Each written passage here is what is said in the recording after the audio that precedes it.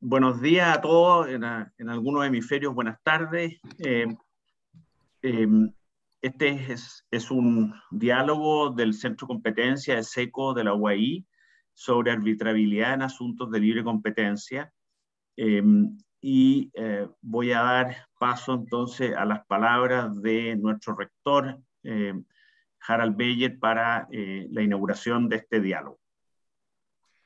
Buenos días o buenas tardes, bienvenidas y bienvenidos.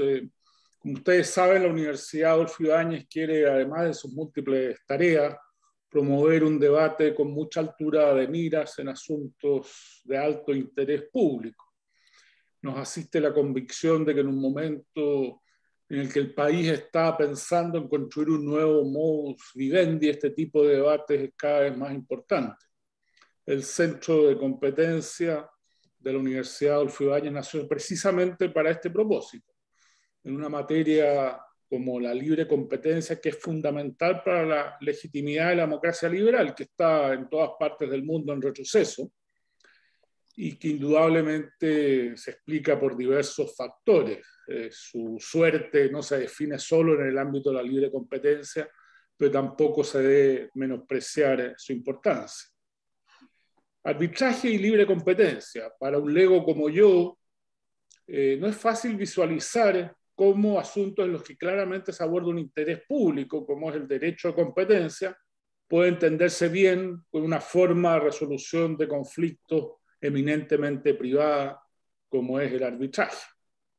En estos, la fuerza dominante suele ser el interés privado, y esto puede desalinearse con la preocupación por el interés público que caracteriza el derecho a la competencia. Sin embargo, observo que su uso no es tan infrecuente en la experiencia comparada, particularmente en países con una larga tradición en materias de libre competencia. Son conocidas las diferencias en la forma en que se aborda la libre competencia en Estados Unidos y en Europa, por ejemplo, pero no deja por eso es más sorprendente que en estas dos jurisdicciones este tema se esté de alguna forma introduciendo. Hay una mayor apertura a la posibilidad de que cuestiones de competencia se abran al arbitraje. En nuestra región, en el caso de Colombia, esta posibilidad también se ha abierto. Y las preguntas que surgen entonces: ¿es razonable avanzar en esta línea? ¿En qué ámbitos específicos? ¿Cómo se asegura el resguardo del interés público en cada circunstancia? Son todas interrogantes que seguramente estarán rondando este seminario, en el que nos acompañan distinguidos juristas nacionales y extranjeros, y a los que agradecemos su participación y, por supuesto, también la participación de todos los que se han conectado en esta mañana fría y muy temprano en algunas partes que representan a los panelistas que están en esta ocasión. Muchas gracias.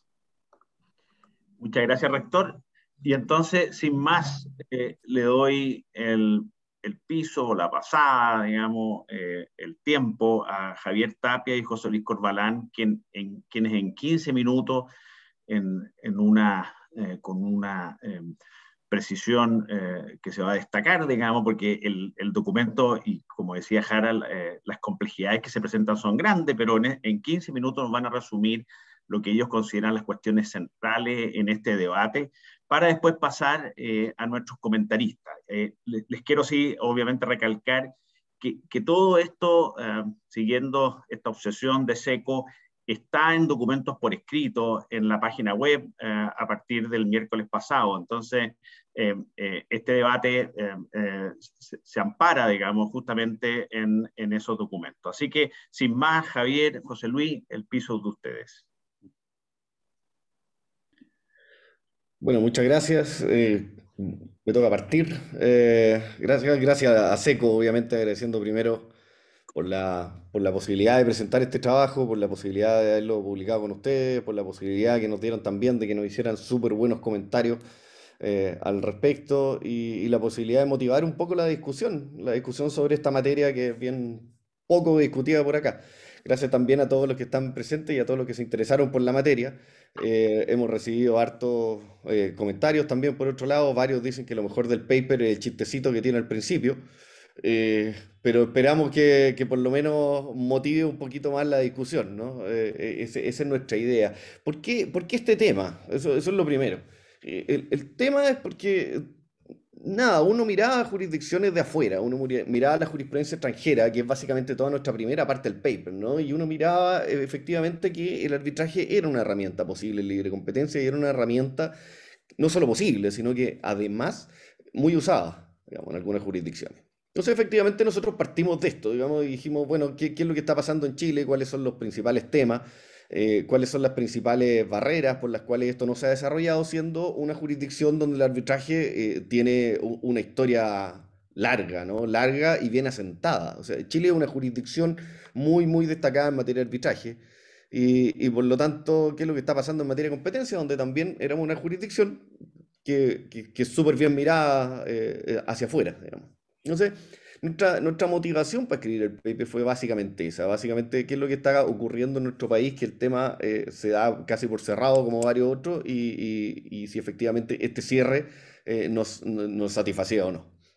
Eh, Básicamente nosotros lo que miramos fue, encontramos, digamos, dos temas centrales. Uno, un tema sustantivo relativo a lo que hablábamos de materias de orden público en general, y un tema que tiene que ver un poquito más institucional, que tiene que ver con esta especial institucionalidad que tenemos aquí en Chile. Más allá de que la doctrina tradicional se negara al arbitraje en materia de competencia en general, producto de estos dos temas, de que son materias de que serían materias de orden público o son materias de orden público y la institucionalidad especial que tenemos en Chile, para nosotros, y que nosotros estamos, digamos, un poco en contra de eso, creemos que no es óbice más que nada para el arbitraje en Chile. Lo importante para nosotros es generar la discusión. Y en eso aquí quiero de nuevo destacar y agradecer públicamente, digamos, todos los comentarios que nos llegaron, algunos en línea, otros más en contra, pero para nosotros lo importante era generar la discusión y comenzar, digamos, a estudiar un poquito más este tema, reconociendo, digamos, las diferencias que existen entre el sistema chileno y otros sistemas también. Quedan hartos temas por resolver, por supuesto. Aquí voy a adelantar algunos que son nuestra propia autocrítica, digamos, pero básicamente, como les digo, nuestra tesis central es que sí se pueden arbitrar algunas de las materias de competencia, que ni siquiera las razones sustantivas que se dan en las razones institucionales son un obstáculo para que el arbitraje se pueda utilizar en algunas de las cuestiones de competencia. Básicamente, bueno, José les va a contar un poco más nuestra visión sobre estos temas en materia de orden público, pero lo que subyace a nuestra discusión, y aquí quiero hacer la autocrítica propia, ¿no? De quizás debimos haber desarrollado un poquito más lo que fue nuestra discusión al respecto, es fundamentalmente el hecho de la naturaleza de las cuestiones de competencia, de la diferencia fundamental y sustancial que existe entre los abusos y la colusión, básicamente, de la diferencia sustancial, que es bastante más importante que los temas institucionales nuestros, la diferencia sustancial entre un abuso y una colusión. Una colusión que está completamente prohibida en Chile, una colusión que está completamente prohibida para cualquiera, sin importar el tamaño del competidor, digamos, desde el kiosquero aquí en Providencia o en el centro de Santiago hasta la gran empresa. Siempre está prohibido. Y una colusión que siempre no abierta, digamos, que es encubierta totalmente y que por lo tanto es un área que generalmente no se le pregunta al abogado, no se le pregunta al economista, etcétera. Son áreas que fundamentalmente por varias razones, incluido este secretismo, son áreas que están absolutamente vedadas de cualquier tipo de interés privado, digamos. Existe un tema sancionatorio, siempre es sancionado, ese es el punto de la colusión, digamos. La colusión siempre es sancionada, sea hecha por quien sea. Ese es como la simplificación de esto. Los casos de abuso son distintos, pues los casos de abuso estamos en un mundo gris. En los casos de abuso son casi siempre temas contractuales, que a los cuales sí le preguntamos al abogado y sí le preguntamos al economista. ¿Puedo vender un 2x1? ¿Puedo vender un paquete junto? ¿Puedo negarle la venta a alguien? ¿Puedo vender a un precio más bajo que el costo? ¿Cuál es la medida del costo? Etcétera, etcétera.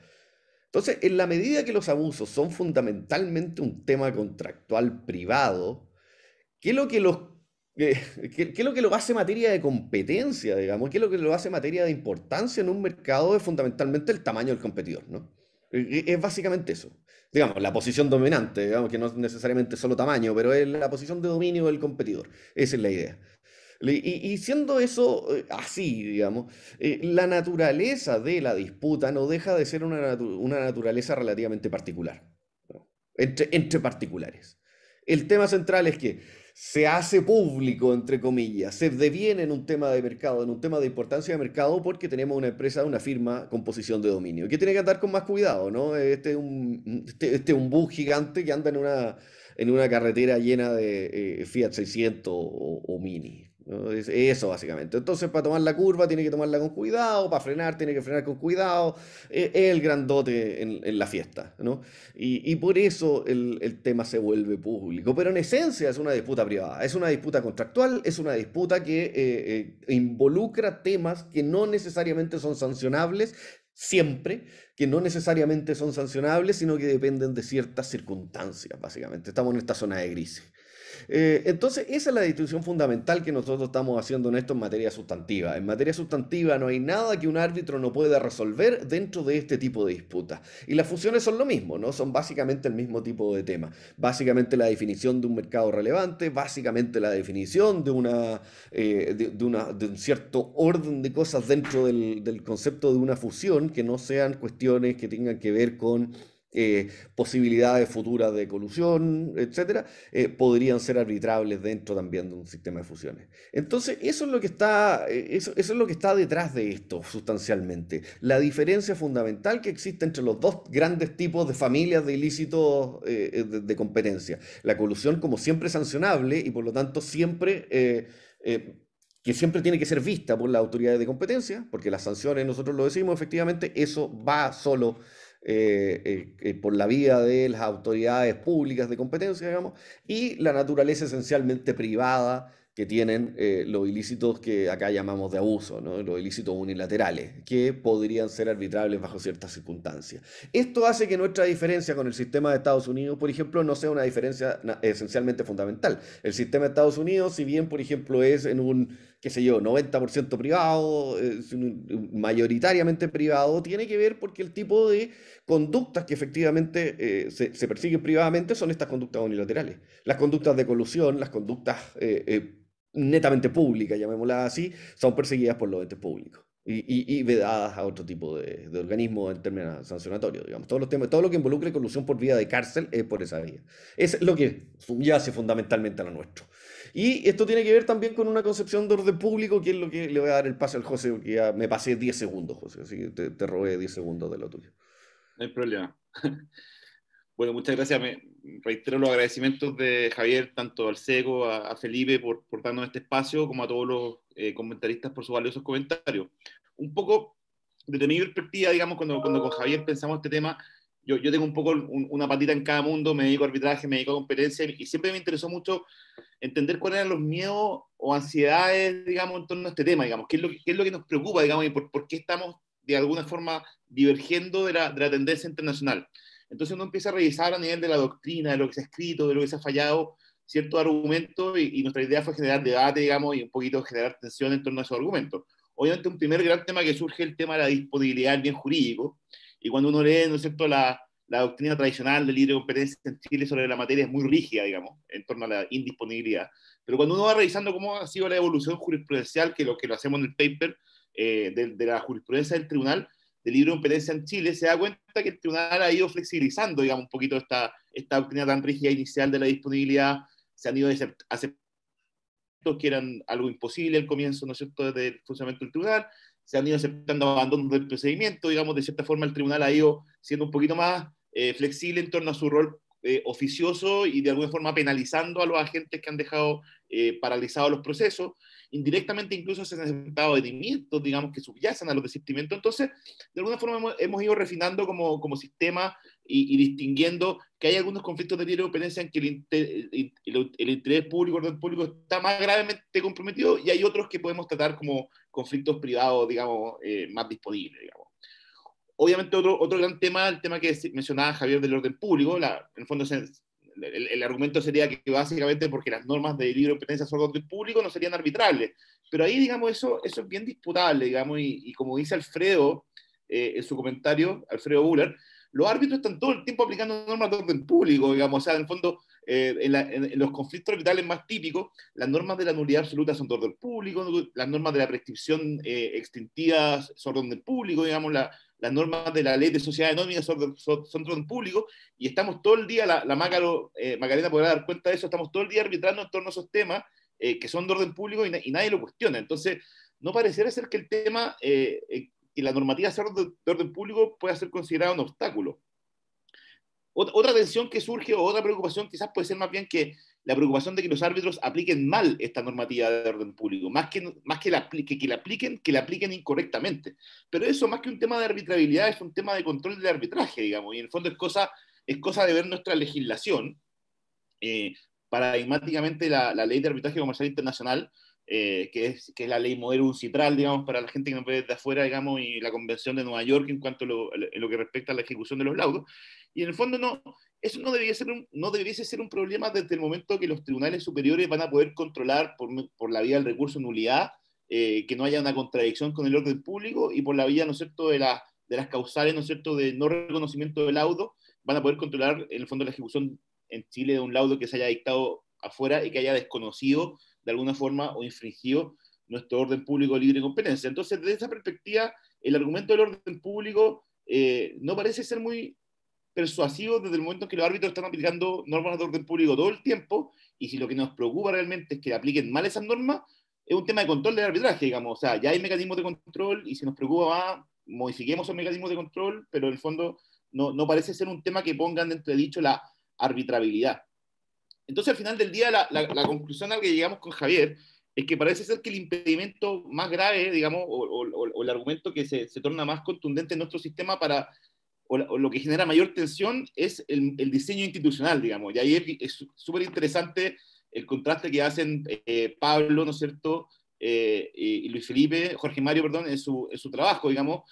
Básicamente en Colombia esta discusión no se ha dado porque en Colombia no existe un tribunal de libre competencia. En el fondo, estas discusiones se han...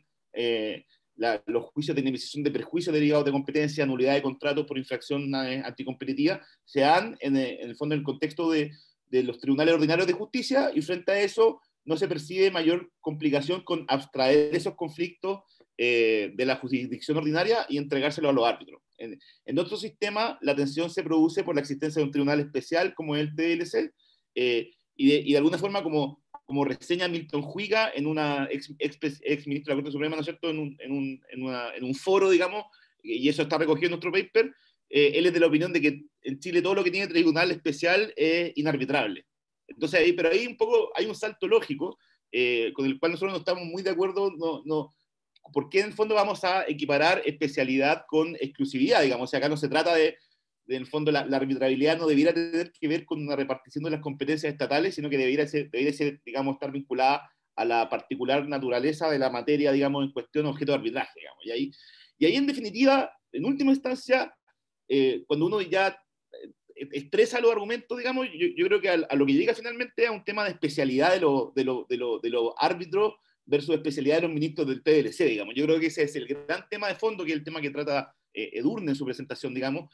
Lo que sentimos que nosotros que genera más tensión, digamos, y más ansiedad, es esta idea de que los árbitros no saben de competencia y van a hacer mal el trabajo, digamos, y si tenemos ministros que son especialistas y que hay un tribunal que tiene composición mixta, digamos, abogado, economista, eso sería una política pública que de alguna forma no sería disponible, digamos. Pero ahí nuevamente uno también puede expresar ese argumento de varias formas, digamos. En el fondo, cuando hablamos de arbitrabilidad de libre competencia, hablamos de cuestiones como nulidad de contrato, perjuicio, cumplimiento de contratos, que son análisis para los cuales los árbitros, digamos, están muy bien habituados. Los ministros del tribunal no necesariamente, digamos. De hecho, ahora que se le entregó la facultad de conocer las demandas de perjuicio, se tuvieron que capacitar, digamos, porque eso es un análisis más bien civilista, digamos, para el cual los ministros del TLC no necesariamente están preparados, digamos.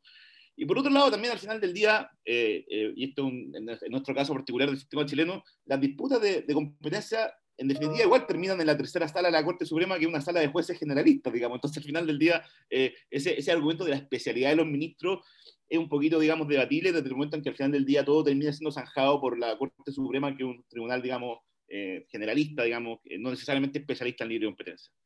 Bueno, más que zanjar estas discusiones, la idea era ponerla arriba de la mesa Agradecemos mucho el espacio y ahora los dejamos con este panel de lujo de comentaristas, digamos. Muchas gracias, José Luis, muchas gracias por cumplir con el tiempo y me salté una formalidad, digamos, quizás por el conocimiento que tengo de tanto Javier como José Luis, pero aquí lo cumplo. Javier es abogado de la Chile con un doctorado en UCL, fue ex ministro del Tribunal de Libre Competencia durante varios años, y José Luis también abogado de la Chile con un máster en Harvard y es profesor de la Universidad de Chile y socio de Barro de Razo. Ahora quiero darle la palabra a Macarena Letelier. Macarena es abogada de la Universidad de Chile con un máster en Derecho Público también de la misma universidad y es la directora nada menos ejecutiva del CAM Santiago. Y la pregunta a Macarena es cuáles y cómo han sido las experiencias de arbitraje en Chile a partir de compromisos o medidas acordadas con la Fiscalía Nacional Económica y en qué beneficios ha redundado este mecanismo a su juicio. Adelante, Macarena. Muchas gracias, Felipe. Saludo al rector. Felicito a quienes escribieron este paper. La verdad es que siempre es bueno dar a conocer opiniones y realidades de temas que están pasando también en otras jurisdicciones. Eso nos sitúan en un marco global, donde cuando hablamos de integración económica, comercial, también nos desafía a la integración de alguna manera jurídica y en la manera que los conflictos se van resolviendo. Ahora, dicho eso, me gustaría señalar primero a quienes nos están escuchando que no por dirigir el centro voy a venir a decir que en realidad todo en el mundo es arbitrable, porque la gran responsabilidad es que el sistema funcione.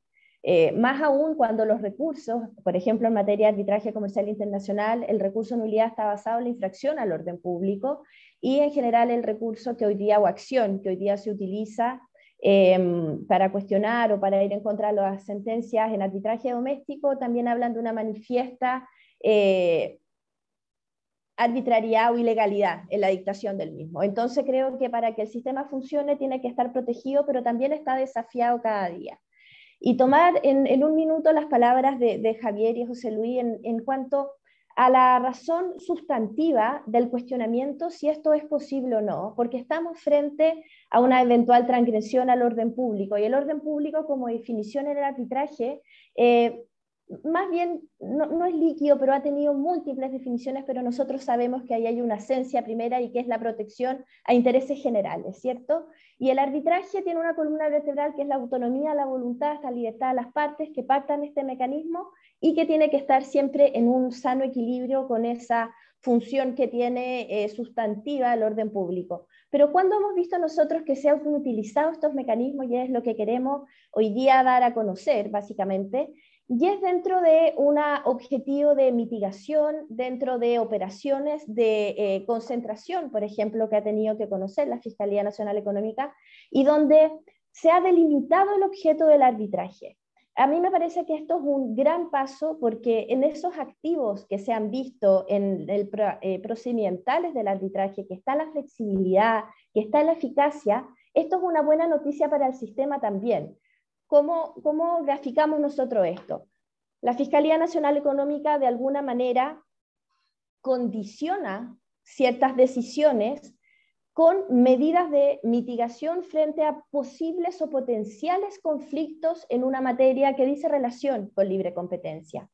¿Cuál ha sido la figura? La figura ha sido delimitar esa competencia, ha sido de alguna manera señalar a grandes rasgos el procedimiento que llevarán a cabo él o los árbitros, porque pueden ser tribunales unipersonales o colegiados, y en ese sentido tener claro cuál es el ámbito de competencia. Ahora, aquí me gustaría comentar de alguna manera una contraposición que hemos visto, porque lo que se busca es que sean árbitros arbitradores, pero también estamos nuevamente frente a discusión del orden público, ¿cierto? Pero la buena noticia es que el sistema ha funcionado, y yo creo que es ahí donde nosotros tenemos que ver cómo seguimos hacia adelante. Yo creo que se han abierto puertas, Felipe y todos quienes nos escuchan, en materia de arbitraje. Es interesante de mirar. En España hoy día se discute la mediación en materia contenciosa administrativa. Hemos visto cómo distintas normativas chilenas han avanzado en acuerdos reparatorios, donde uno pensaría hace muchos años que no cabía, ¿cierto?, la autonomía, la voluntad.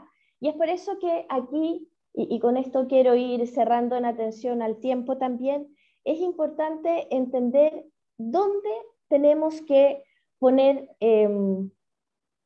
ojo, si uno pudiera decir, porque nosotros no queremos que este sistema funcione a destajo o funcione sin entender cómo puede eventualmente la misma Corte el día de mañana acoger, por ejemplo, una nulidad, acoger un recurso queja, porque ahí sería una mala noticia para el sistema en general.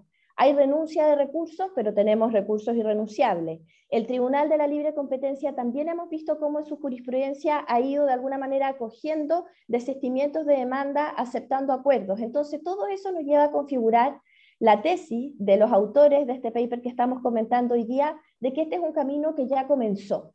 Comenzó, pero que tiene que tener forma, tiene que tener resguardos, porque lo que nosotros buscamos, además de dar flexibilidad a las partes, de poner sobre la mesa la autonomía, la voluntad, también es dar certezas.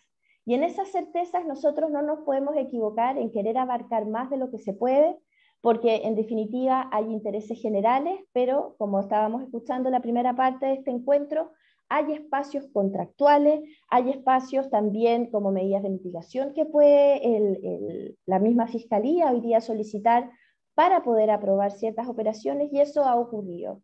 Han sido casos, yo te diría que se han cumplido los plazos, eso es muy importante porque también cuando estamos frente a eventuales o potenciales abusos de posiciones dominantes o donde pudiera haber una asimetría, quedémonos en esa asimetría de partes, ¿cierto? En operaciones contractuales que involucran normas de libre competencia, lo que se quiere resguardar es que al momento de renegociar, por ejemplo, ciertas licencias, ciertos acuerdos, ciertos precios justos, esa asimetría se vaya disolviendo y se vaya disolviendo de la mano del mecanismo del arbitraje, donde se le dan espacios de ofertas, de contraoferta, y donde el árbitro tiene que moverse en un escenario donde el resguardo principal es a esa competencia sana, ¿cierto? Entonces yo creo que estamos frente a un escenario interesante de seguir analizando. Creo que abrir la discusión es un acierto, también de mirar qué ha pasado en otras jurisdicciones. Vemos el caso Mitsubishi en Estados Unidos, también se expone en el paper cómo ha ido desarrollándose esto en la Comunidad Europea, y nosotros no podemos quedar atrás porque finalmente estamos en muchos casos frente a empresas transnacionales que tienen desarrollo comercial en distintos países, y es muy complejo que se encuentren frente a realidades diametralmente diferentes. Nosotros tenemos que siempre resguardar nuestro ordenamiento jurídico interno, pero tenemos que estar desafiados a ver qué está pasando, y ahí las instituciones arbitrales también cumplen un rol, porque de nuevo, nosotros no queremos que todo esté en el arbitraje, queremos que lo que se puede esté, que sea de la mejor manera, con transparencia, con los controles, y por supuesto que siempre del marco el respeto al orden público, que es lo mandatorio en nuestro sistema jurídico. Así que eso es lo que yo puedo comentar, Felipe, por nuestra parte, y volver a felicitar a los autores por este paper. Muchas gracias, Macarena. Y ahora entonces le toca el turno a Felipe Bulnes. Felipe es un abogado de la Universidad Católica de Chile con un máster en Harvard y es socio de Bulnes, Urrutia, Bustamante. Adelante, Felipe. Muchas gracias, Felipe. Agradecer al Centro de Competencia por la invitación y partir por destacar algo que se ha dicho previamente en los comentarios, que es el valor del artículo preparado por Javier y José Luis, porque, lo digo en mi comentario escrito, creo que la mejor vara para determinar el aporte de un artículo académico es el tema que identifica. Y yo creo que aparte de los demás méritos que evidentemente tiene el artículo, creo que este trabajo cumple con identificar una materia súper atingente y oportuna, y es qué pasa con la arbitrabilidad y los temas de libre competencia, que como bien señalaba el rector, en principio parecieran estar en colisión, dado el carácter eminentemente privado de uno y el carácter eminentemente público del otro.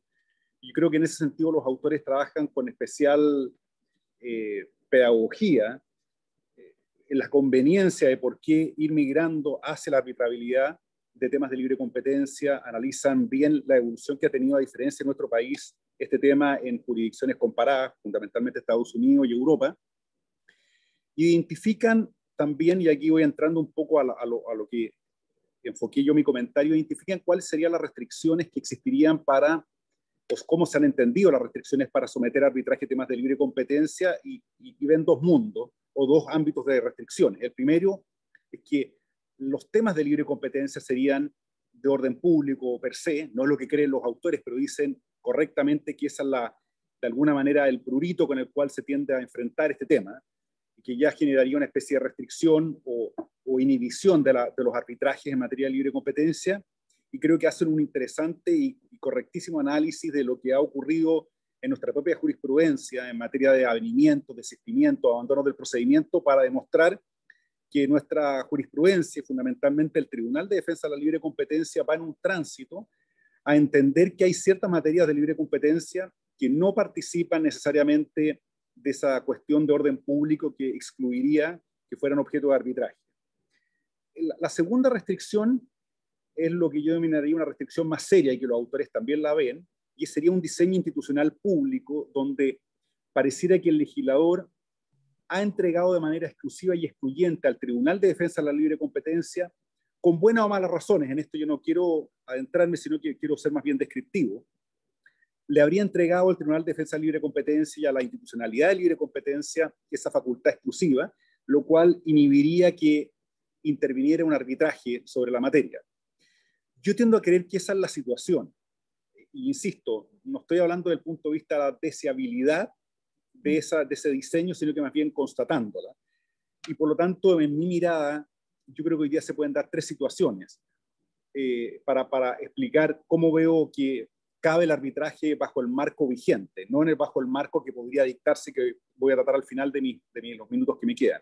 Veo una primera situación donde, con motivo de un arbitraje, se planteara, digo, tangencialmente o accesoriamente algún tema de aquellos incluidos en el decreto ley 211, y doy un ejemplo, que dentro de las defensas, por ejemplo, una parte por infracción del contrato, se le acusa de no haber respetado una obligación de no competir, una cláusula donde se establece una obligación de no competir, y que el demandado se excepcionara, entre otras cosas, alegando que esa cláusula es contraria al decreto ley 211.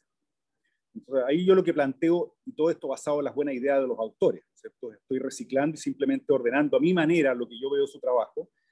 Y yo ahí lo que sí planteo es que creo que el árbitro estaría privado de poder pronunciarse sobre esa cuestión, porque está entregado al pronunciamiento exclusivo y excluyente del Tribunal de Defensa de la Libre Competencia. Una segunda situación sería que ya el objeto mismo del arbitraje tuviera por materia discutir un tema de libre competencia, donde, repito mi comentario anterior, pero con mayor intensidad, dado que es un tema de incompetencia que yo llamo masivo total. Doy el ejemplo.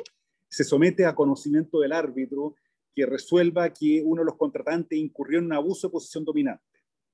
Creo que esa es una materia que con mayor razón está sujeta, ¿no es cierto?, al decreto ley 211, y que la incompetencia en este caso no afecta al árbitro parcialmente, sino que totalmente.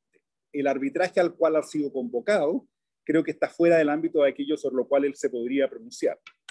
Y hay una tercera situación donde creo que sí está permitido, con un matiz, y es lo que aludían tanto los autores, José Luis y Javier, como Macarena, que es aquellos casos donde, en nuestra experiencia local, la Fiscalía Nacional Económica ha impuesto, dentro de las medidas de mitigación de operaciones de concentración, un pronunciamiento arbitral. Eso está perfectamente permitido, lo ha hecho la Fiscalía, lo podría hacer el Tribunal de Defensa de la Libre Competencia. Ahora, en mi opinión, en ese caso no se le está entregando al árbitro un pronunciamiento de materias de libre competencia, sino que más bien se está trabajando con el árbitro complementariamente para que él resuelva ciertas materias, ¿no es cierto?, que son funcionales al pronunciamiento del tribunal o de la Fiscalía. Por ejemplo, darles una sede donde las partes discutan determinadas diferencias contractuales o determinadas diferencias negociales que puedan existir entre ellas. Pero, en mi opinión, lo que se ha hecho hasta ahora, más que regular una sustitución de quien resuelve un tema de libre competencia, más bien se ha entregado a costo privado por las instituciones de libre competencia en monitorear ciertos aspectos que son claves para haber adoptado la decisión. Y esto es muy importante porque muchas veces las críticas que se hacen con las medidas de mitigación es que el tribunal o la fiscalía quedan atadas a supervigilar a costo público problemas de privado, y creo que el arbitraje en ese sentido funciona muy correctamente.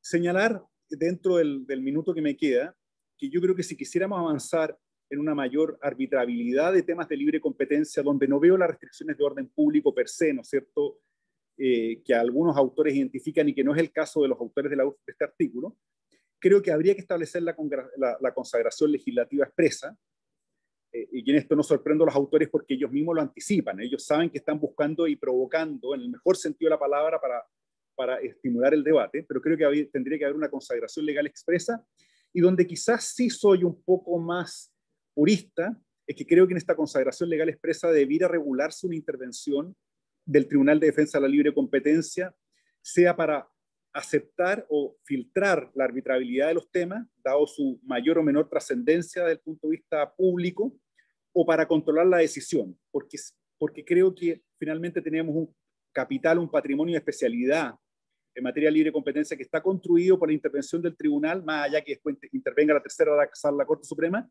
pero creo que debiéramos tratar de protegerlo. Ese es mi único matiz, digamos, respecto a lo que se ha señalado por los autores, y buscando honrar el tiempo, con esto termino, y agradecer nuevamente por la invitación y felicitar a los autores nuevamente. Muchas gracias, Felipe.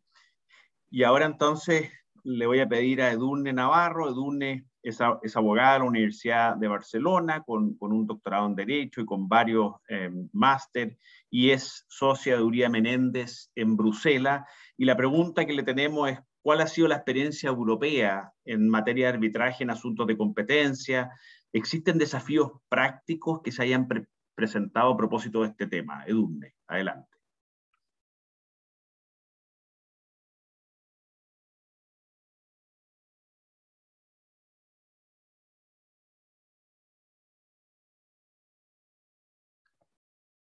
A ver, parece que no. Algo está fallando en la comunicación. Edurne. Todo el resto me escucha, ¿no es cierto? Como que se desvaneció la conexión, ¿no? Ya, entonces vamos a esperar a Edurne a ver si se recupera la conexión, y vamos a pasar entonces a Alfredo Bular. Alfredo es abogado de la Católica de Perú, tiene un máster en la Universidad de Yale y es socio de Bular Falla Escurra. Y la pregunta que le tenemos a Alfredo es: ¿cuál es la experiencia peruana en materia de arbitraje libre con competencia? ¿Y qué argumentos generalmente se presentan en contra de la arbitrabilidad de estos asuntos? Adelante, Alfredo.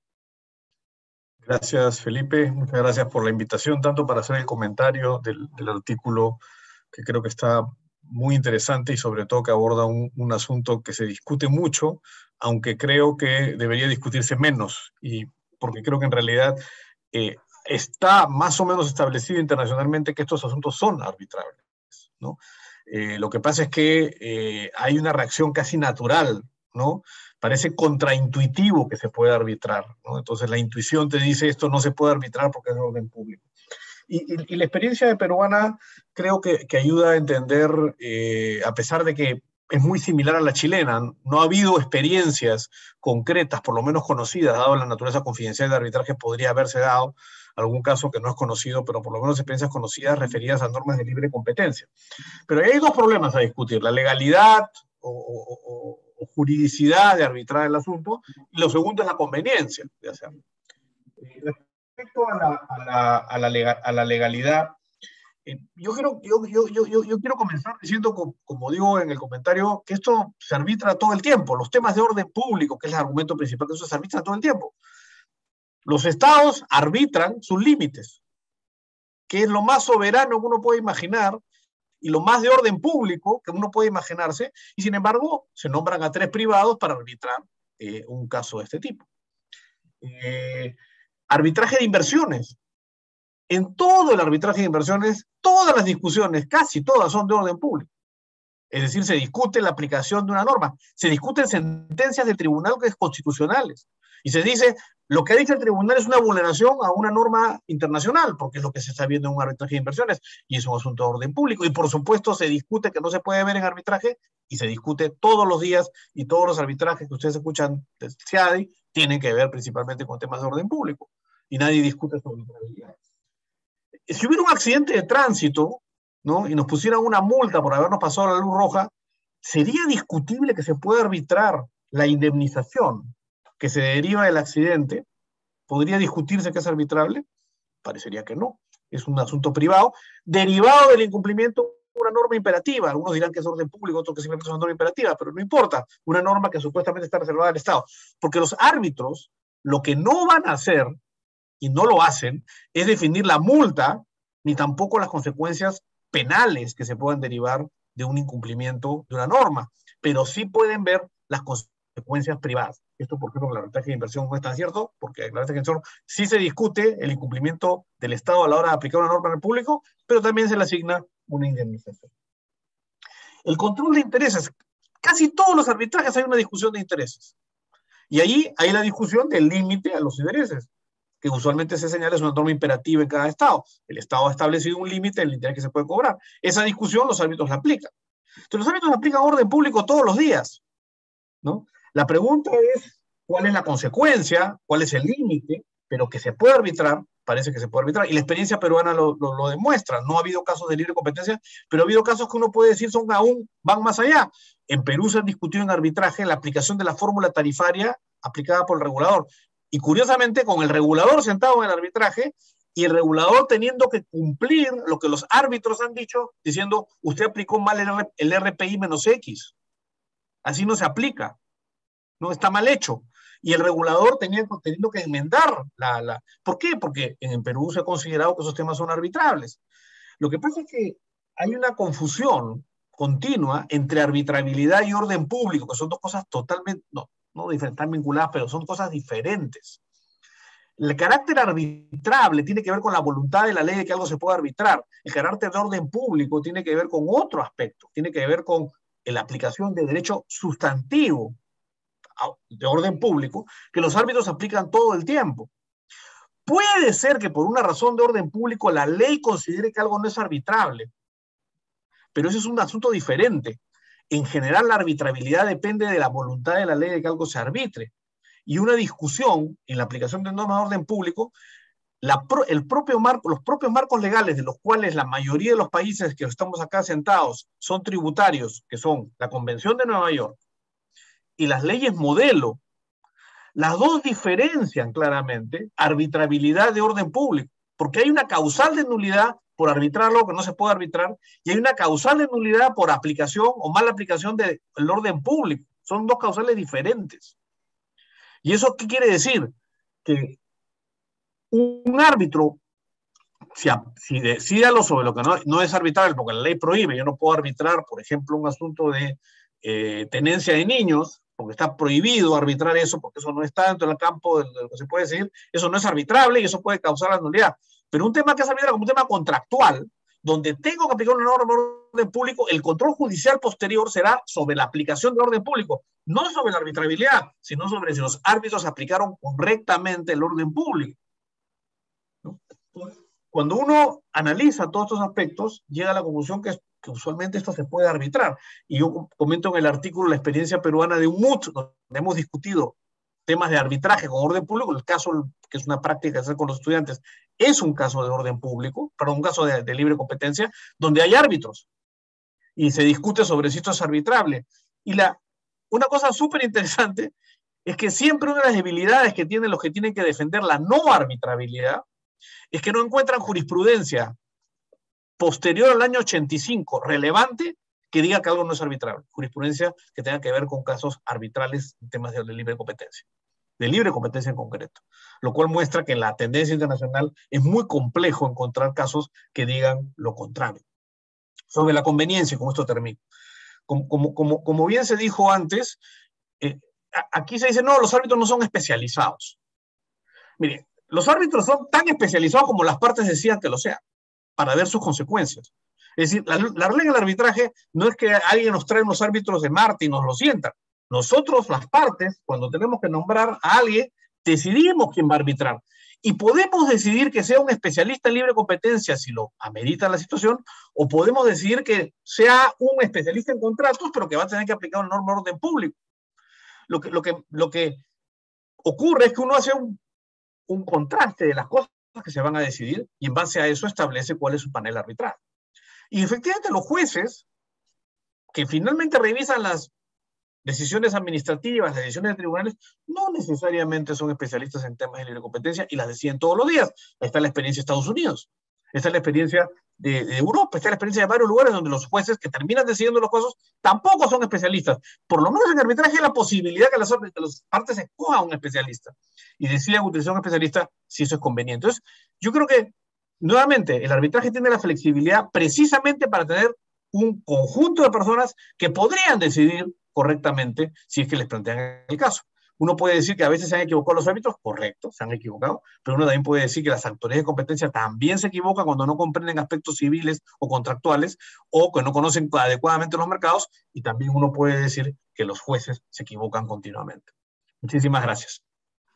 Muchas gracias, Alfredo, muy interesante. Y ahora creo que tenemos de vuelta a Edurne, tuvimos una desconexión, entiendo que ahí nos está escuchando, Edurne. Sí, muchísimas gracias, Felipe.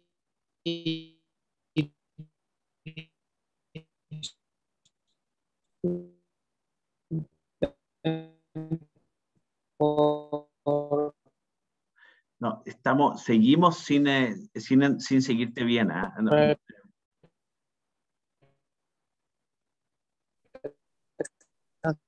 ¿Eh?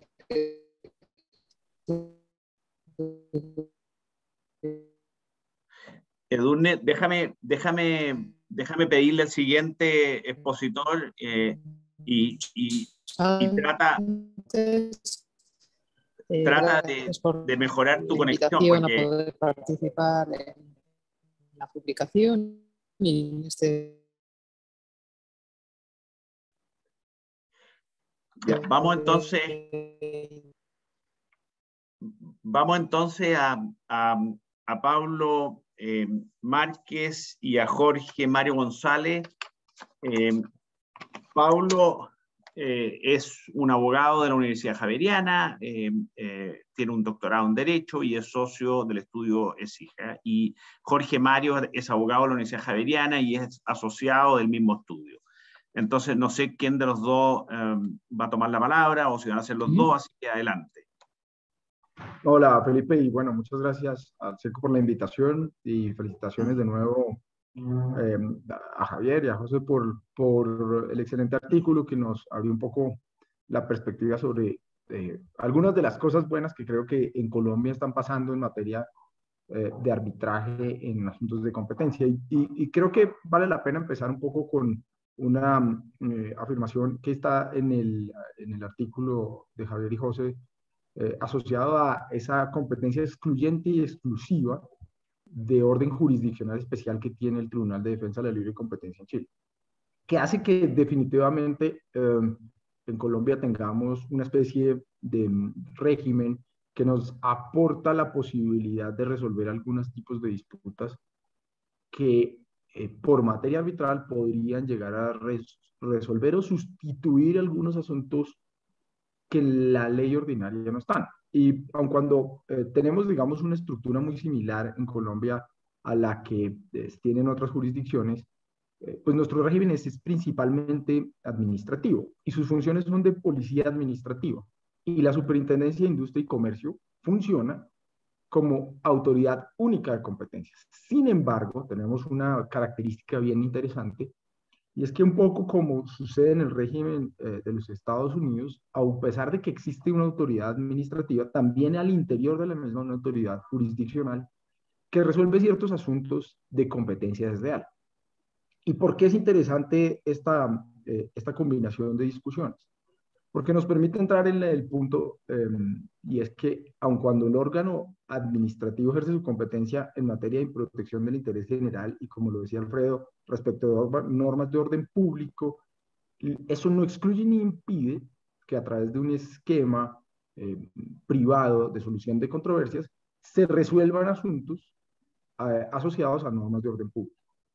Y ahora Jorge lo va a explicar un poco más desde la fuente normativa, y tratando de respetar un poco el tiempo, pues al final nuestras normas sí le permiten a la jurisdicción ordinaria pronunciarse sobre asuntos de derecho de la competencia o de libre competencia, en tanto que las mismas, tal como lo establece el artículo primero de la ley 155 del año 1959, son o concurren o generan una especie de objeto ilícito en el desarrollo de ese tipo de prácticas. Y allí es donde vale la pena, digamos, también ver el escenario en el que, con una especie de esquizofrenia institucional, la Superintendencia de Industria y Comercio en algunos asuntos asume como autoridad administrativa esa competencia exclusiva para definir las multas aplicables por la infracción de normas de libre competencia.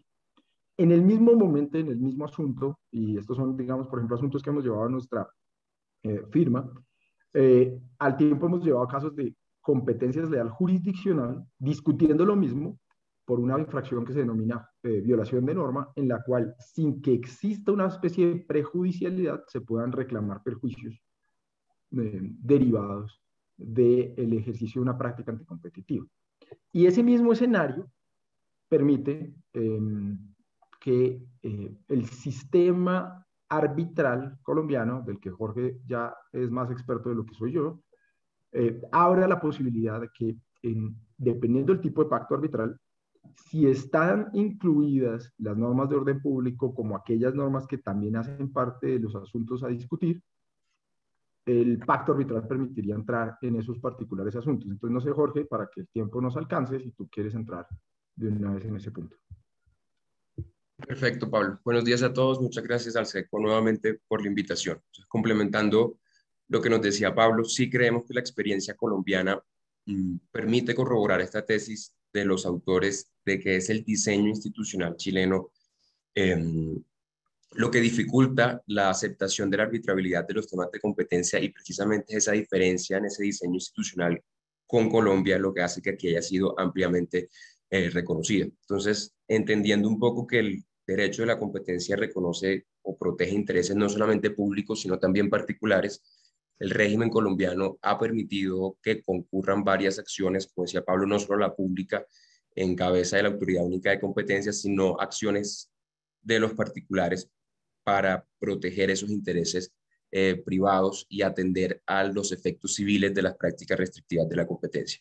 Entonces allí lo podemos materializar en dos escenarios particulares. El primero es la solicitud de perjuicios derivados de prácticas anticompetitivas, y el segundo es la declaratoria de la nulidad de cualquier cláusula o contrato que resulte contrario al régimen de competencia. Entonces, cualquiera de estos dos escenarios, el ordenamiento colombiano lo excluye, digamos, de la competencia, o es ajeno a la competencia administrativa de la Superintendencia de Industria y Comercio, y los asigna a la jurisdicción ordinaria. Entonces, tanto las solicitudes de nulidad, que pueden ser planteadas como una pretensión o como una excepción, o incluso declaradas de oficio por los jueces ordinarios, como la solicitud de perjuicios, son asuntos perfectamente arbitrables, y así se ha reconocido, y finalmente el límite será lo que las partes o el alcance material del pacto arbitral, ya sea en la cláusula compromisoria, caso en el cual se debatirán asuntos eminentemente contractuales, y si es una cláusula general, pues podrá ser asociada a la terminación, interpretación, ejecución del contrato, o si se limita a alguno de estos tres asuntos, pues ese será el límite que enfrentarán los árbitros en su competencia, o pues si se trata de un compromiso, quedará bajo la competencia de los árbitros cualquier controversia, sea contractual o extracontractual, que las partes hayan sometido a esta. Entonces, en esas acciones eminentemente particulares, creo que la experiencia colombiana nos dice que pues, han sido perfectamente arbitrables. Se ha reconocido la competencia de los árbitros, al igual que a los jueces civiles, de forma independiente, y es precisamente porque el ordenamiento colombiano asigna esa competencia a los jueces y a la jurisdicción ordinaria, y porque no existe tampoco en el ordenamiento colombiano un requisito que exija un pronunciamiento previo de la autoridad de competencia para que los jueces civiles y los árbitros, en caso de que haya un pacto arbitral, puedan pronunciarse en estas materias. Entonces creemos que esta diferencia en la atribución de competencias de las autoridades de competencia chilena y colombiana ha permitido o permite explicar por qué en nuestra jurisdicción, a diferencia de la chilena, se haya permitido, o sea pacífico, permitir el arbitraje de este tipo de circunstancias. Perfecto. Muchas gracias, Jorge Mario. Bueno, Edurne no hemos logrado conectarla, algo pasó con su conexión y quería, bueno, tenerlo junto con Michael Jacobs. Entonces le vamos a dar la palabra ahora a Michael. Michael es abogado con un JD en Georgetown University. Trabajó para la Fiscalía Nacional Económica durante 2 años y es socio de Hinkle Shadow. Entonces, Michael, la pregunta que te teníamos es ¿cuál ha sido la experiencia estadounidense? Disculpe, Felipe. Perfecto. Felipe, no sé si me escuchan ahora. Sí, perfecto. ¿me escuchan ahora? Sí, ya. Disculpe. Entonces, permíteme, Michael, entonces sí. Vamos con Edurne. Edurne, tienes entonces tus 7 minutos en relación a que nos cuentes justamente cuál ha sido la experiencia europea en materia de arbitraje de asunto competencia y si existen algunos desafíos prácticos que se hayan presentado a propósito de este tema. Edurne, adelante. Muchísimas gracias y disculpen las molestias que ha habido y que estoy en un lugar donde hay un poquito de ruido de fondo, pero voy a intentar minimizar el perjuicio de esta situación. Ante todo, agradecer la invitación a participar en la publicación y a tener la posibilidad de exponer aquí ahora en este interesantísimo debate la posición desde la perspectiva europea y mía personal. Que, como decía en el papel, parte de la idea de que claramente en Europa desde la sentencia Ecosuisse y compañía ha sido reconocida la arbitrabilidad del derecho de la competencia sin limitaciones y sin las, digamos, cautelas o objeciones que hemos oído ya y que hemos podido leer también en algunas ocasiones, pero que no obstante la experiencia, y como digo, me refiero en especial a la que yo he tenido ocasión de tener en algún caso, no ha sido siempre satisfactorio. Y hemos oído algunas de las presentaciones que me han precedido precisamente diciendo que a veces por el mero hecho de poder elegir y escoger a los árbitros y que sean personas especializadas en un ámbito, con eso podemos ya obviar cualquier dificultad. La realidad ha sido, en los casos en los que yo he estado participando, que eso no necesariamente es así. ¿Y por qué? Porque hay siempre 2 partes, hay 3 árbitros que se tienen que elegir y si a alguien no le interesa que los árbitros sean expertos en una materia, como en este caso el derecho de la competencia, van a poder elegir a uno de los árbitros que claramente va a poder ser una persona especializada en el derecho a la competencia, pero el segundo árbitro y sobre todo el tercero, que tiene que ser el elegido para ambas partes, no necesariamente va a reunir esas condiciones. Como digo, eso no tiene que ser de por sí óbice para que la materia sea arbitrable, pero es cierto que las experiencias en algunas ocasiones han sido frustrantes y decepcionantes por esa falta de especialidad. Las autoridades de competencia, sin embargo, son personas que se ocupan de esos cargos, que tienen pues una experiencia mayor, que tienen un conocimiento muy especializado, que por lo tanto creo que no debería ser un impedimento el que la materia arbitral o en materia de competencia sea arbitrable, pero que la práctica y la realidad ha demostrado que en algunos casos eso no siempre ha funcionado de forma satisfactoria. Las ventajas que el arbitraje puede presentar desde el punto de vista pues, de a veces la rapidez, de la objetividad de los árbitros, etcétera, no deja de ser un elemento, yo creo que ventajoso, que probablemente pues, haría que en muchos casos fuera deseable que también fueran arbitrables estos temas, pero como digo, la realidad en muchos casos no siempre ha acompañado. Creo que por tanto hemos de señalar esas dificultades que se han manifestado hasta la fecha. Y reiterar muchísimas gracias por participar hoy aquí y por la publicación y los ponentes que han participado.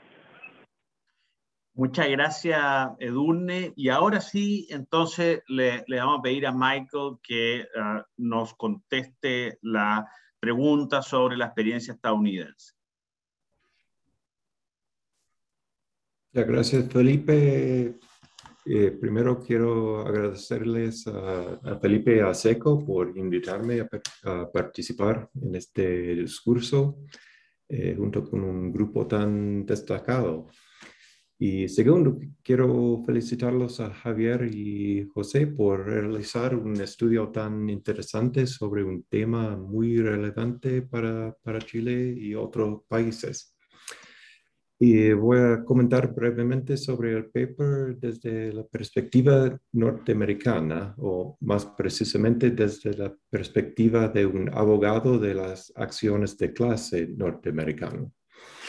En su estudio, Javier y José postulan que el arbitraje y otros mecanismos alternativos de resolución de disputas tienen un papel importante que jugar en las acciones de perjuicios.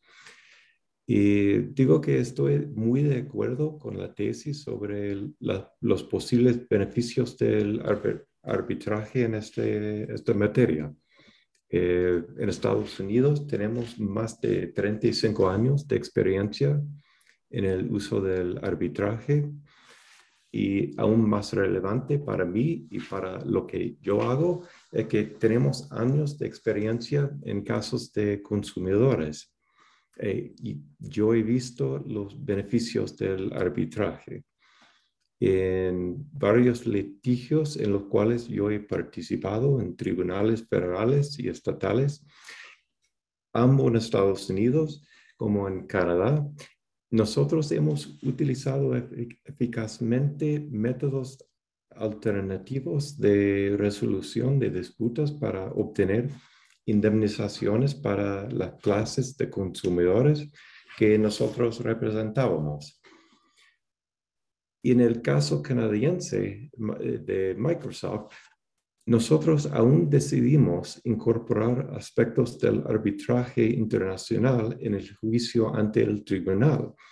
Y lo hicimos precisamente porque decidimos que funcionarían mejor los aspectos del arbitraje que incorporamos que los procedimientos mismos del tribunal.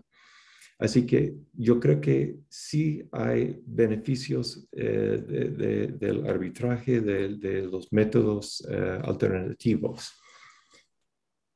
Y bueno, yo creo que el modelo actual en Chile, el cual permite a los consumidores reclamar los perjuicios a través de un procedimiento abreviado después de un fallo por el tribunal, parece a mí ideal para el uso de los métodos alternativos de resolución. Tienes un fallo, una infracción en mercados definidos establecido por un procedimiento formal, pero después, ¿por qué no aprovecharse entonces de las ventajas del arbitraje u otros mecanismos para compensar a los consumidores individualmente o como una clase? O para compensar a empresas afectadas por la conducta ya acreditada. Yo no sé si esto se podría lograrse bajo la ley existente o mediante una reforma. Sin embargo, creo que es posible armonizarse estas ideas y el modelo existente. Ahora, ¿qué más podemos aprender de la experiencia de Estados Unidos? Y yo diría que el punto clave de la experiencia para Chile y otros países que contemplan incorporar el uso del arbitraje en sus sistemas es que el arbitraje siempre tiene que ser una herramienta para realizar los beneficios, los intereses públicos de la libre competencia, y no puede convertirse en un fin en sí mismo. Y eso es lo que yo creo que lo que ha pasado en Estados Unidos. Voy a explicar un poco. Como señalan Javier y José, es el carácter público de los intereses protegidos que ha servido de base para impedir el arbitraje en materia de competencia en Chile y en otros lugares. Y cuando la Corte Suprema de Estados Unidos en Mitsubishi decidió permitir el uso del arbitraje, a pesar del carácter público de la ley Sherman, lo hizo porque la Corte concluyó que los tribunales nacionales de Estados Unidos tendrían la oportunidad de garantizar los intereses legítimos en la aplicación de las leyes antimonopolio. Pero ¿qué pasa si los tribunales nacionales, cuando no tienen esa oportunidad por una cláusula de arbitraje, cuando esa cláusula impide efectivamente que un demandante pueda presentar una demanda. Ese fue el caso que enfrentó la Corte Suprema en un caso que se llama Italian Colors Restaurant. Fue una demanda colectiva presentada contra American Express en nombre de una clase de comerciantes que aceptaban tarjetas de crédito Amex. Todos los comerciantes demandantes estaban sujetos a una cláusula de arbitraje forzoso impuesta por American Express. Explico en más detalle por qué eso ocurrió. Sin embargo, lo importante para nosotros es que los comerciantes no podían económicamente litigar sus demandas. Y la respuesta de la Corte Suprema en Estados Unidos fue too darn bad, no nos importa. A mi juicio, este fallo ha socavado el enforcement privado de las leyes de libre competencia en Estados Unidos. El fallo permitió que el arbitraje se convirtiera en un método para bloquear la reivindicación de demandas federales meritorias y proteger a los infractores de responsabilidad. El arbitraje se ha convertido en un fin en sí mismo, aun cuando no se avancen los intereses públicos de las leyes de libre competencia. Y como ya dije antes, estoy muy de acuerdo con la tesis de Javier y José, que el arbitraje puede tener un papel importante. Sin embargo, voy a concluir, es importante que el arbitraje se utilice solo para promover los objetivos de la ley de competencia chilena y no como ha sucedido en Estados Unidos desde Italian Colors para frustrar esos fines. Ya, muchas gracias. Muchas gracias, Michael. Y ahora entonces quiero dar la posibilidad de hacer preguntas. Las personas que quieran hacer preguntas pueden levantar la mano y activar su micrófono. Voy a tener que partir yo, entonces, como nos quedan 15 minutos, así que como para aprovecharlo, ¿no? Díganme una cosa, a propósito de los guardianes del interés público, esta es una pregunta para todos los panelistas. ¿Qué mecanismos específicos podrían establecerse en caso de admitirse la arbitrabilidad en una serie de materias de derecho y competencia para asegurar que los árbitros no traspasen los límites de su encargo? Y también un poco alineado con la prevención que nos acaba de hacer Michael, ¿no? en convertir el arbitraje en un fin en sí mismo. De otra forma, ¿cómo velar en que el interés general quede efectivamente protegido, específicamente en una institucionalidad como la chilena, ¿no? En donde existe una cierta exclusividad por parte del Tribunal de Libre Competencia para resolver estos temas?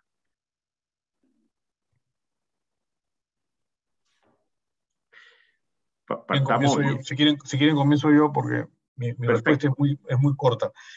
En realidad, virtualmente todas las leyes de arbitraje civilizadas del mundo, es decir, las que se basan en modelos internacionalmente aceptados, y un buen ejemplo es la ley modelo UNCITRAL, que es inspiradora de la ley chilena, de la ley peruana y de muchas otras leyes que se aplican a lo largo del mundo, contemplan la posibilidad de plantear nulidad por vulneración del orden público. Entonces, ¿qué significa? Que hay un control judicial, uno de los elementos que se controla, y que curiosamente además no es un elemento formal, no meramente formal, como suele ocurrir en las causales de nulidad, sino que permite al tribunal judicial virar el fondo y decir, usted al momento de aplicar el fondo o vio o aplicó mal una norma de orden público, entonces su laudo es nulo. Es lo que dice Mitsubishi en el fondo, ¿no? Que en el fondo esto es revisable por las cortes. Lo que quiere decir que los árbitros no están, como decimos usualmente en mi país, sueltos en pampa, es decir, en posibilidad de decir cualquier cosa y que eso no sea revisable. Si lo que el árbitro dice impacta el orden público, es causal de nulidad, con lo cual hay un control. hay un control establecido y un control institucional. Evidentemente, siempre que la ley contemple esta posibilidad, y yo la verdad no conozco ninguna ley que no permita, una ley, sobre todo en arbitraje internacional, que permita que eso ocurra. Y eso yo creo que es el centro del punto. No es que los árbitros pueden hacer lo que les da la gana. Es más, lo que se dice en Europa, en la jurisprudencia europea, es no solo que los árbitros pueden, sino que tienen la obligación de aplicar el orden público, incluso cuando no ha sido invocado por las partes. Es decir, el árbitro puede traer un problema de orden público y decir, un momentito, usted me ha planteado algo muy bonito, pero esto va contra el orden público, y determinar de oficio que efectivamente ese problema tiene un asunto de orden público y no puede amparar una pretensión, o tiene que ampararla porque vulneraría el orden público no hacerlo. Felipe, si puedo agregar algo a esa respuesta, estando muy de acuerdo con Alfredo, así que lo tomo la primera parte, creo que aquí también una buena herramienta para responder a tus preguntas es la incorporación de transparencia. ¿Y transparencia en qué sentido? En el conocimiento de estas sentencias o laudos arbitrales. El arbitraje en general en el mundo va hacia ese camino. La ICC ya establece que un año a menos que las partes fundamentalmente establecieran que la sentencia no sea conocida. El CAMA en ese sentido ya tiene 8 tomos de publicaciones, pero de manera anonimizada. Creo que aquí hay que tomar el tema de la transparencia de esas sentencias también para dar certezas y resguardar esto y establecer que el arbitraje es una buena herramienta y que no aparezca ningún tipo de duda. Así que eso quería agregar. Gracias. Felipe. Sí, como comentaba antes, yo creo que en Chile por diseño institucional, y no voy a repetir el argumento, ¿no es cierto?, hay una competencia exclusiva y excluyente, y si llegáramos a establecer una mayor arbitrabilidad de temas de libre competencia, yo me repito la idea que sería bueno que esas materias quedaran sujetas al control del Tribunal de Defensa de la Libre Competencia, porque hay una consideración de orden público, que lo tocaba Michael también, pero es importante que las fronteras, los límites y las precauciones que subyacen de orden público al derecho de libre competencia sean fijadas, ojalá, por la sede más competente y especializada posible. Esa es, en corto, mi respuesta. Perdón, Felipe, un último alcance, no sé si se refiere directamente al punto, pero al menos de la forma en que está tratado el paper y es consistente con lo que también ha sido las condiciones impuestas por la Fiscalía en contexto de operaciones de concentración en que se ha recurrido a la colaboración del arbitraje, como explicaba Felipe. Eso nunca ha sido, en el fondo, como una suerte de óbice para que la autoridad de libre competencia, en el evento de considerar que hay una infracción a la libre competencia, en el fondo puedan ejercer sus facultades y comparecer ante el tribunal solicitando la aplicación de las sanciones correspondientes. En el fondo, complementando lo que se ha señalado, además hacer presente de que, al menos de la forma en que lo concebimos nosotros como propuesta en el paper, la potencial arbitrabilidad del arbitraje no puede ser, a nuestro entender, un impedimento para que la autoridad de libre competencia, si entiende que hay una infracción anticompetitiva, ejerzan sus facultades, digamos, y recurran ante el tribunal, en el caso nuestro, solicitando la aplicación de las sanciones que correspondan.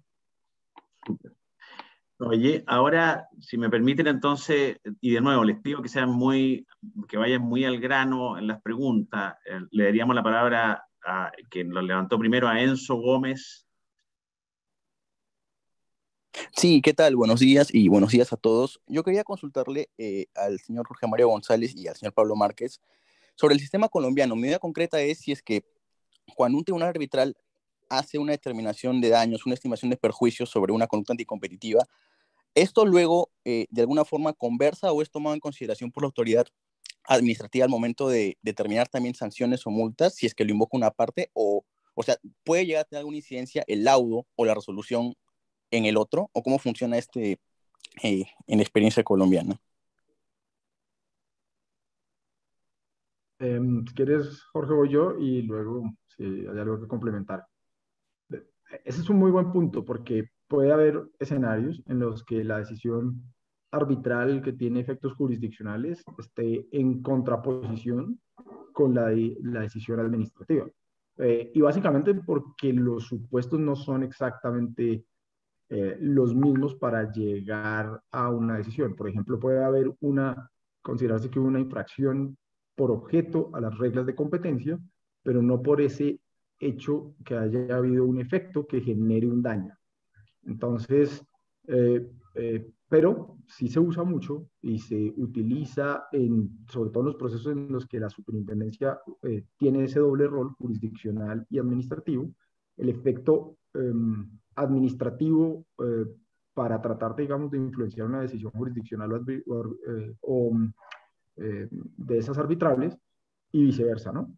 Entonces, pero digamos que a la fecha no conozco de ningún caso en el que, bueno, tenemos uno en el que estamos en un proceso en el que la superintendencia consideró que no había una práctica anticompetitiva, pero al tiempo en los asuntos jurisdiccionales se está examinando si hubo una infracción a otras reglas o a otros principios de orden público que podrían hacer que la decisión en lo privado tuviera un efecto o pudiera indicarse que hubo un daño.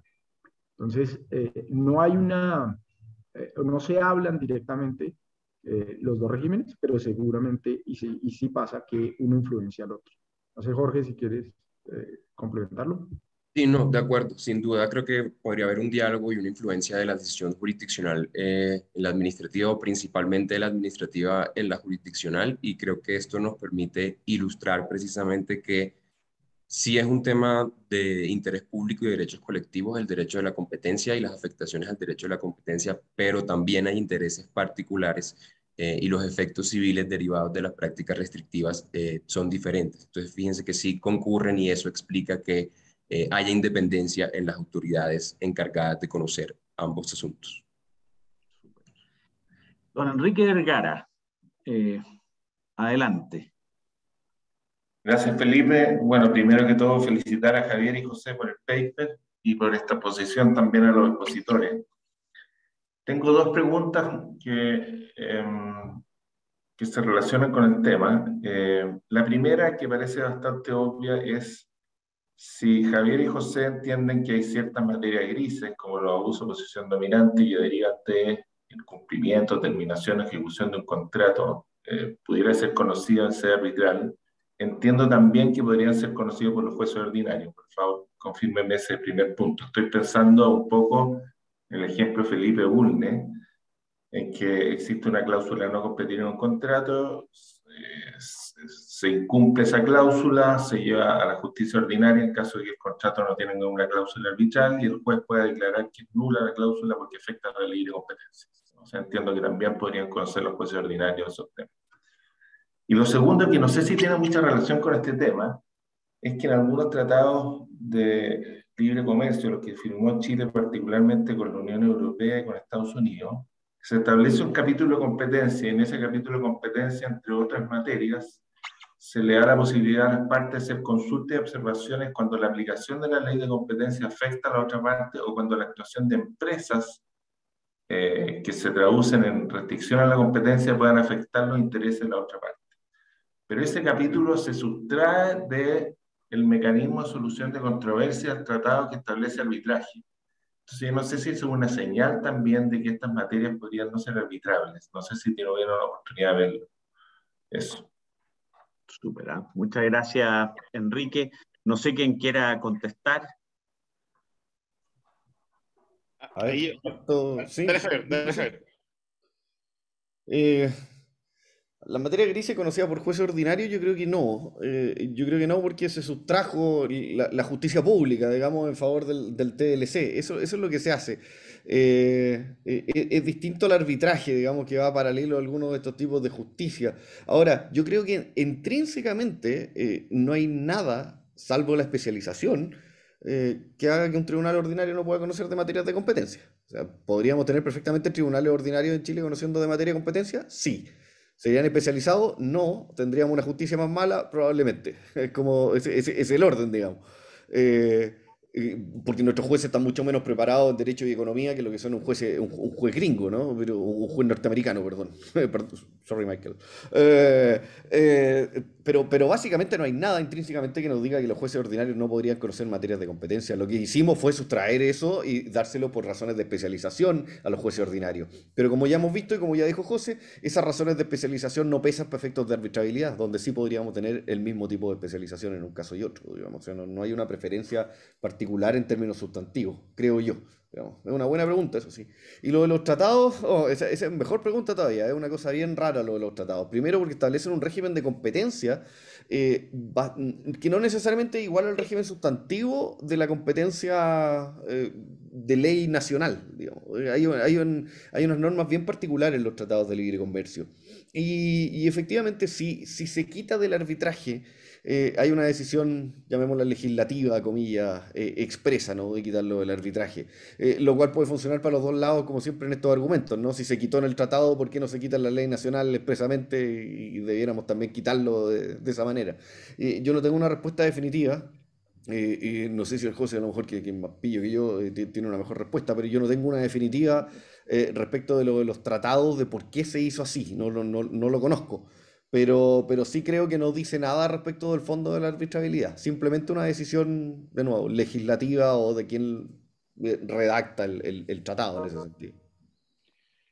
Muy breve, yo de acuerdo con Javier, o sea, yo creo que una cosa es la distribución de la estatal de las competencias entre los tribunales estatales, que hay una decisión en el fondo del Estado de Chile de distribuir entre sus tribunales estatales las materias de cierta forma, y otra cosa es la sumisión a arbitraje de una materia independiente de cuál sea el tribunal estatal competente. O sea, yo no creo que al menos no comparto la opinión de que a partir de la arbitrabilidad de estos temas uno pueda concluir que también los jueces ordinarios podrían conocerlo, sin perjuicio de estar de acuerdo con las prevenciones de Javier. Se dio una discusión hace un tiempo, está citada el informe, se planteaba por Jorge López Santamaría, eventualmente que uno pudiese pedir la nulidad, digamos, y cómo eso juega con la facultad que tiene el PDLC de la terminación, digamos, si en el fondo una subsume la otra o son cosas distintas. Yo creo que ese es otro tema, digamos, el tema de la eventual sumisión a los tribunales ordinarios de algunas de estas materias, pero yo no creo que una cosa llegue a la otra, en lo personal. Súper. ¿Algún otro comentario del tema de los temas del tratado, que probablemente debe ser muy simétrico en los otros países de Latinoamérica? Entonces vamos con Pedro. Pedro, tú tienes una pregunta. Sí, buen día. Buenos días. Primero que nada, felicitar por el paper y por la brillante exposición. Esta pregunta va dirigida a todo lo del panel que me pudieran responder y se linkea con el tema de los tratados, de la pregunta previa, justamente.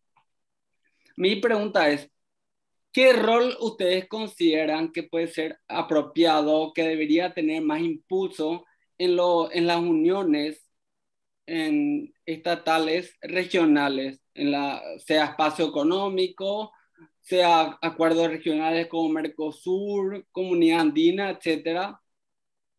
Más que nada porque creo que hay un acuerdo, por ejemplo, de arbitraje del Mercosur que está firmado por Chile y por Bolivia, si no recuerdo. Ratificado en Paraguay, no me acuerdo la ley si se ratificó en Chile.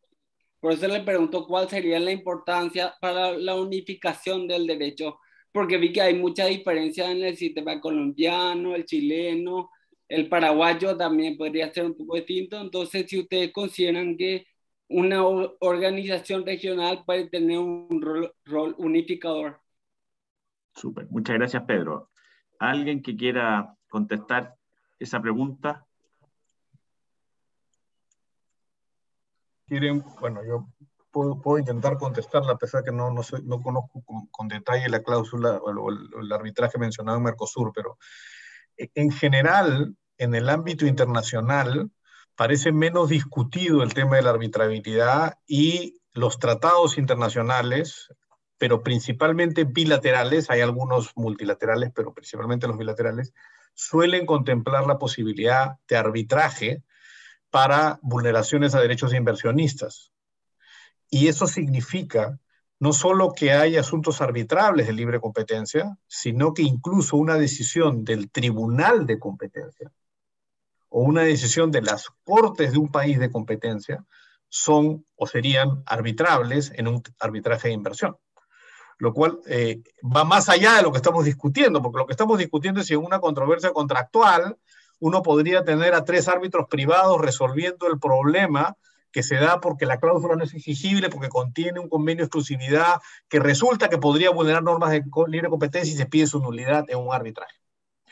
Pero acá vamos más allá. Acá los marcos internacionales ya reconocen, y se usa frecuentemente, que una decisión de libre competencia que vulnere una garantía del inversionista, por ejemplo, de no expropiación o trato justo y equitativo o no discriminación, podría ir a arbitraje, ¿no? Entonces, los marcos internacionales sí se han metido en ese asunto y han sido, yo los llamaría, más liberales en términos de permitir la arbitrabilidad de temas, no solo de libre competencia, sino de cualquier problema de orden público, incluyendo temas constitucionales.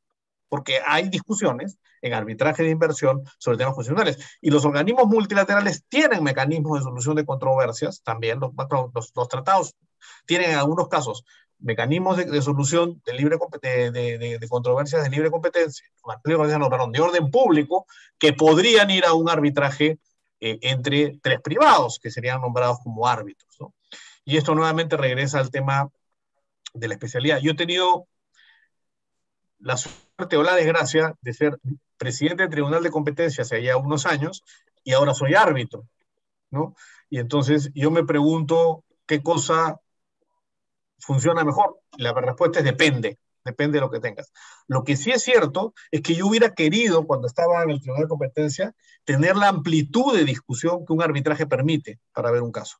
Es decir, las audiencias duran varios días, la sofisticación de los expertos es mayor. Es posible porque los intereses privados hacen que se meta mucho dinero en el arbitraje y los árbitros tienen a su disposición más recursos para poder resolver el asunto. Entonces, y uno dice, bueno, acá uno tiene unas ciertas ventajas. Entonces, y eso es lo que explica por qué se han ido a marcos, en los marcos internacionales, arbitraje. El arbitraje tiene una serie de ventajas.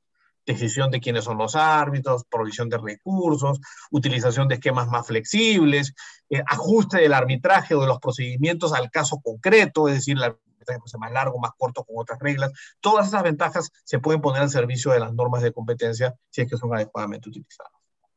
Súper. Oye, yo creo que ya estamos en el tiempo, pero yo creo que esta es una discusión que vamos a seguir y vamos a seguir teniéndola. No sería raro que en un tiempo más tengamos un nuevo paper, un nuevo artículo sobre esta materia y tengamos incluso a los mismos invitados, digamos, discutiendo. Pero yo quiero hacer la última pregunta para terminar, que yo siempre trato de hacerlo, y es la pregunta del tarot, del futuro, ¿no? Siempre hay que preguntarle a la gente inteligente cómo lo ve a futuro. Entonces, la pregunta sería, ¿cuál cree que serían las tendencias prevalentes en el futuro respecto a la arbitrabilidad en asuntos de competencia, ¿no? Y esto relacionado porque hasta qué punto el debate sobre objetivos de la competencia, que ha surgido a propósito de los dilemas de las grandes empresas digitales, podría afectar el espacio que ha ido ganando la arbitrabilidad en este último tiempo. Entonces, no sé quién quiera adivinar el futuro y arriesgar en esta materia. Yo puedo partir en el caso chileno. Puntualmente, ya alguien había hecho una pregunta en el chat.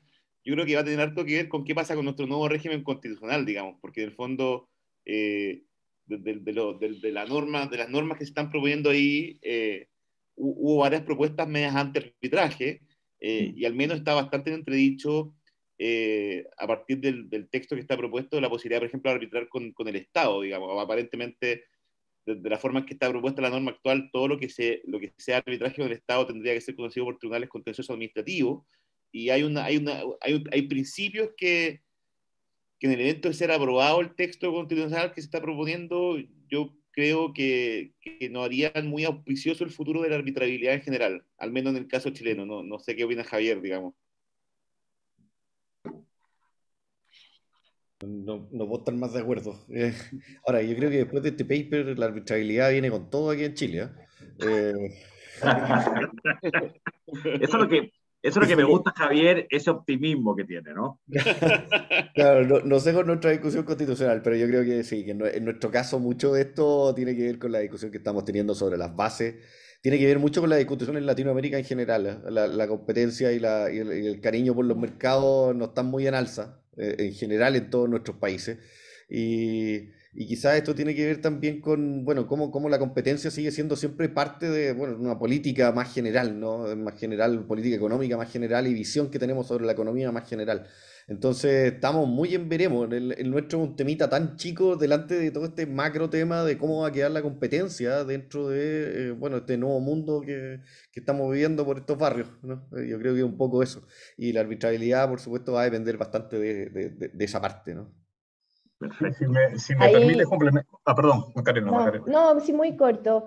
Ahí, sin tener una bolita de cristal, yo creo que el principio de realidad, Felipe, nos hace ser bien responsables en decir qué estamos viendo en otros países. Yo creo que aquí el mayor problema que pudiéramos tener es caminar en sentido contrario. Nosotros vemos que el arbitraje crece básicamente por la flexibilidad, porque la justicia llega a tiempo, eso ayuda a los mercados, entre otras muchas razones que podríamos discutir. A mí me preocupa cada vez que salimos como institución a posicionar a Chile como un polo de desarrollo de arbitraje, mostrando nuestros expertos, nuestro Estado de Derecho, el darnos cuenta que vamos a un ritmo mucho menor o incluso vamos en sentido contrario y podríamos tener múltiples choques ahí. Entonces yo creo que la invitación es a seguir estudiando, analizando y más que la bolita de cristal, esto ya es una realidad. El arbitraje tiene cada vez más materias que entran en su competencia, los estados son partes de los arbitrajes, son muy pocos los países como Chile que no contemplan la posibilidad que el estado entre en arbitraje doméstico. Aquí tenemos a Alfredo que nos puede dar una clase en esto, tenemos amigos de Colombia, Estados Unidos, y mi invitación es a eso, es a mirar la globalización en todos los sentidos y no solo en uno, porque podemos quedar muy mal y muy atrás. Alfredo, en versión tarotista. Sí, a ver. Yo creo que si uno tuviera que dibujar una gráfica sobre arbitrabilidad, la curva, viendo los casos, sobre todo a nivel internacional, va hacia arriba, en términos de que la arbitrabilidad de los temas de orden público, en general, y consecuencia de libre competencia, está creciendo, y claramente. Y hay un punto que tenemos que tener muy claro en hacia dónde se mueven las cosas. En arbitraje las cosas se mueven principalmente por dos factores. La voluntad de las partes y las decisiones de los estados de limitar o permitir más el arbitraje. Pero la voluntad de las partes tiene grandes habilidades para mover los temas de arbitraje a donde son arbitrables. Y acá me refiero al contraste entre las normas domésticas y las normas internacionales. Si las normas domésticas limitan la arbitrabilidad de ciertos temas, es probable que las partes escojan arbitraje internacional. Al someterse a arbitraje internacional van a escoger sedes que permitan tanto la arbitrabilidad como la discusión de estos temas y van a sacar las controversias a otros arbitrajes internacionales donde se van a aplicar reglas y donde el principio competens, que se aplica siempre en arbitraje, que es el árbitro define su propia competencia, va a conducir posiblemente a que estos árbitros definan que son competentes. Van a dictar un laudo sobre los temas de competencia afuera y luego el único problema que va a haber es el de ejecución. ¿Cómo se ejecuta eso? Bueno, como usualmente esos laudos van a decir una cantidad de dinero, plata, la plata se puede ejecutar donde hay dinero, no necesariamente en Chile. Entonces lo que va a terminar pasando es que la gente va a pactar el arbitraje y va a ir a cobrar en el extranjero, donde esto es ejecutable, con lo cual la arbitrabilidad va a ir creciendo. Y lo segundo que es importante es que cuando esto ocurra, la ejecución en Chile ya no va a estar sujeta al estándar, no entiendo, no sé bien cómo se aplica la ley, pero eso estoy poniendo en la experiencia peruana. En Perú la ley de arbitraje dice, y es en la tendencia internacional, que el orden público que limita la ejecución de un laudo no es el orden público a secas, sino es el orden público internacional, que es un orden público acotado. Entonces la discusión se va a cerrar y va a decir, el orden público acotado que se aplica a ese orden público internacional es un orden público para efectos del derecho internacional. ¿Y eso qué significa? Que las cortes van a aplicar un orden público más delgadito, más acotado, y van a entrar a la discusión si las normas de orden público, perdón, las normas de competencia son de orden público a secas o son de orden público internacional. Y si son de orden público internacional, van a decir no se ejecuta, si que creen que eso no debía haberse visto o no debía haberse aplicado de esa manera. Pero si son de orden público más amplio, bueno, digamos, puede ser que el laudo sí termine ejecutándose a pesar de que en derecho doméstico sea de orden público, pero para efectos de derecho internacional no lo sea. Súper. Oye, muy agradecido entonces a los autores del artículo y a los comentaristas y a todo el público, digamos, que nos ha seguido en esta discusión. Yo creo que es muy interesante. De nuevo, han quedado varios temas abiertos y bueno, tenemos varios temas a futuro en relación con diálogos futuros que van a ser de interés y que va a organizar el Centro de Competencia de la UAI. Así que muchas gracias y nos vemos pronto en un próximo diálogo. Muchas gracias a todos. Gracias. Gracias, Felipe. Gracias, adiós. Gracias, Fernando, también. Gracias, muchas gracias. Chao, chao. Muchas gracias.